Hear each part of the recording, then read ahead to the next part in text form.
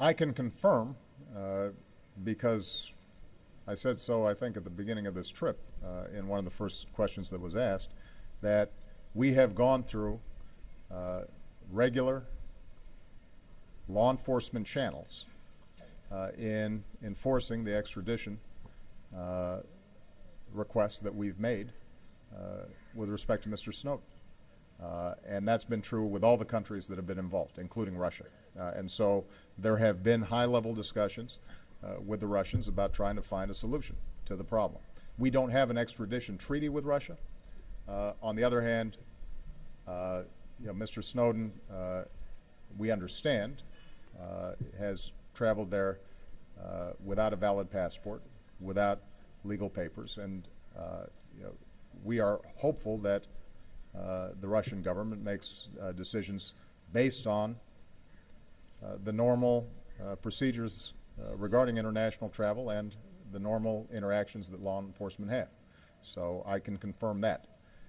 With respect to the latest article that in part I gather is prompted by Mr. Snowden's leaks, we're still evaluating the article because the problem is that these things come out in dribs and drabs. We don't know necessarily what they're what programs they're referring to. We don't know how they're sourced. And so what I've said is to my team, take a look at this article, figure out what they may or may not be talking about, and then what we'll do is we'll communicate to our allies appropriately.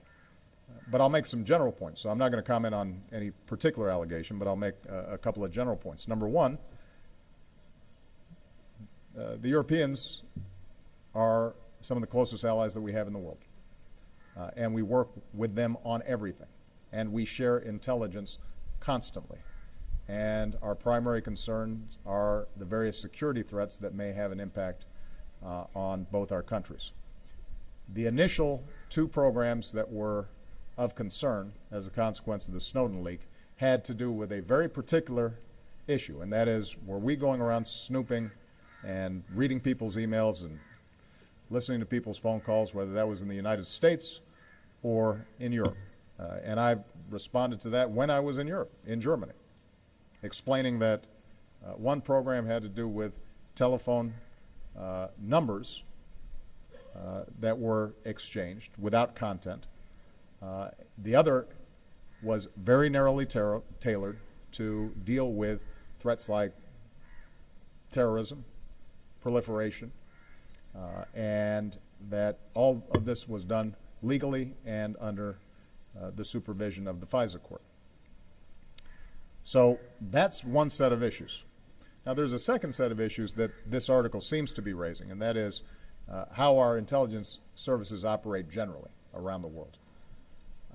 And I think we should stipulate that every intelligence service, not just ours, but every European intelligence service, every Asian intelligence service, wherever there's an intelligence service, here's one thing that they're going to be doing. They're going to be trying to understand the world better and what's going on in world capitals around the world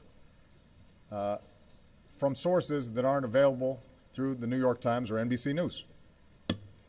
That they're seeking additional insight beyond what's available through open sources. And if that weren't the case, then there'd be no use for an intelligence service. And I guarantee you that in European capitals, there are people who are interested in, if not what I had for breakfast, at least what my talking points might be, should I end up meeting with their leaders. That's how intelligence services operate. So I don't know what is precisely in this article. I've asked my team and the NSA to evaluate everything that's being claimed. When we have an answer, we will make sure to provide all the information that our allies want in what exactly the allegations have been. But I can, here's one last thing I'll say.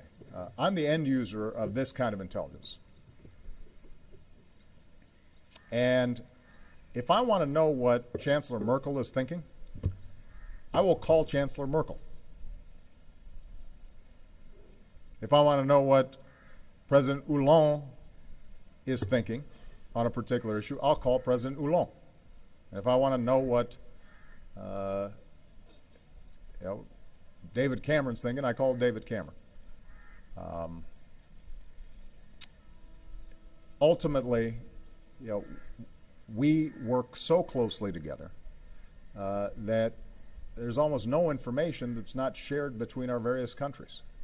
But I do think it's important for everybody analytically to separate this issue, which is how our intelligence service is gathering information about the world, versus the particular programs that were initially the cause of this controversy, which I was responding to when I was in Germany.